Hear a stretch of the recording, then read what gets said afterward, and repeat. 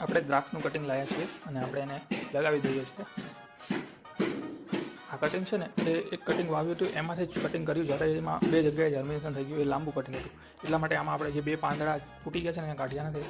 અને તમે જોઈ શકો છો કે 12 દિવસ થઈ ગયા છે પણ પાંદ હજી ફર્યા નથી, એમનામ લીલાછમ છે. અને ત્રીજું પાંદ આવી ગયું છે.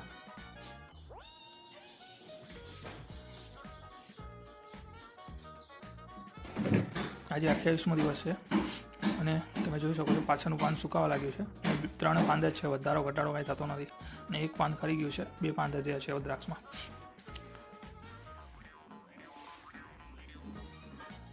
40 દિવસ થઈ ગયા છે આજે, હજી પણ 2 જ પાન છે, તમે જોઈ શકો છો.